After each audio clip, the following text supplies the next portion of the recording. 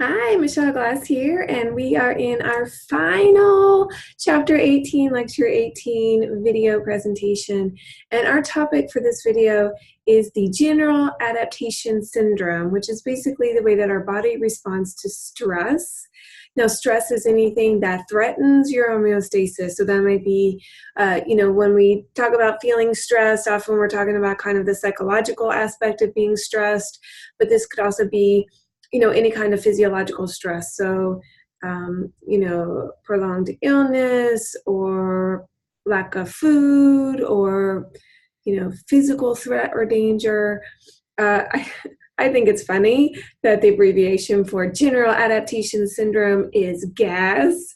And this is our response to stress. So I think this is a funny little abbreviation. Now, as we look at our General Adaptation Syndrome, we have three distinct phases. And the first phase is the alarm phase. Now, this is our immediate response. So, of course, it's coordinated by the nervous system. And of course, if we're talking about a response to stress, this should be coordinated by the sympathetic nervous system, which we've talked about as our flight or fight sort of response. Now, in the case of the alarm phase, you're going to immediately start to mobilize your energy reserves. So, of course, that means the adipose tissue, those cells are going to start breaking down the triglyceride molecule into fatty acid, and you're going to start flooding the bloodstream with fatty acids so that your cells have access to this additional source of energy, because you're also going to get that big release of epinephrine, and so you're going to be increasing the metabolism of your skeletal muscle and of your cardiac muscle and of your respiration. So you're increasing your heart rate, you're increasing your respiration rate, you're increasing the blood flow to your skeletal muscle.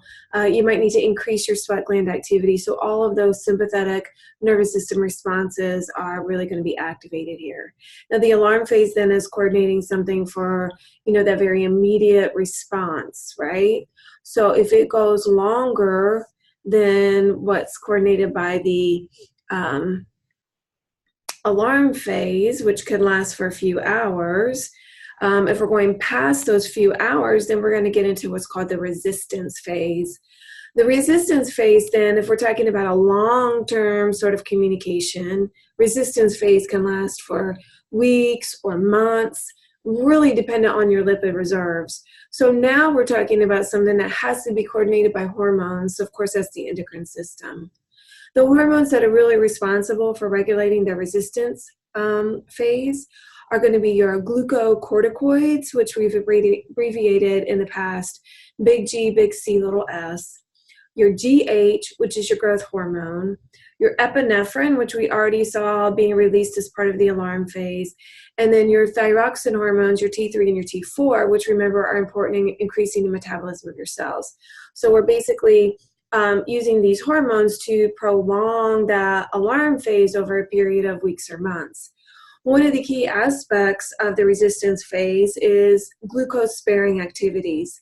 So what we see happening here is, again, that continued release of those fatty acids into the bloodstream, telling our cells to switch from burning glucose to burning fatty acids.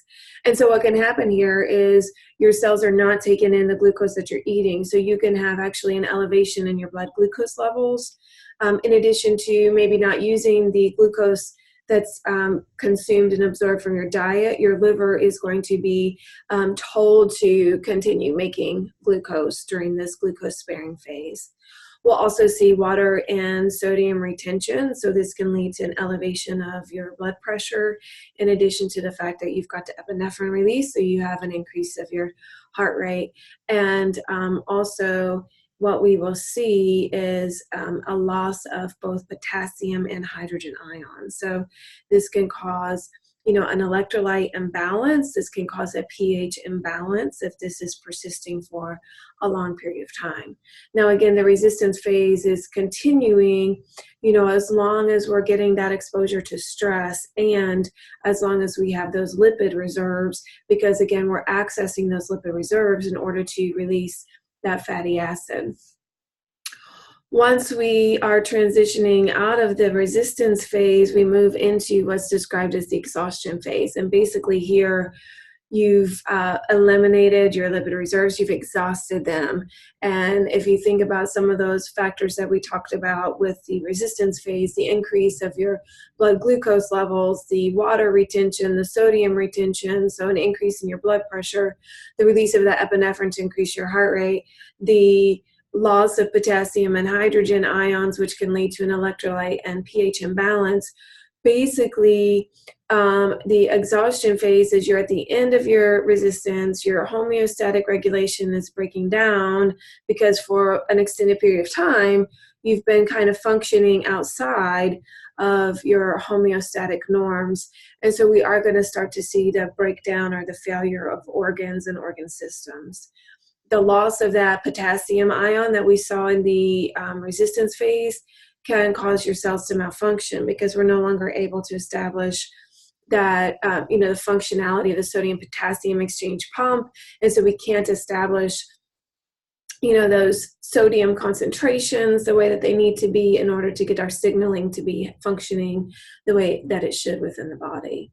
And so this is really when you start to see significant problems showing up for individuals as a result of stress exposure. And that is the end of our lecture 18. Yay!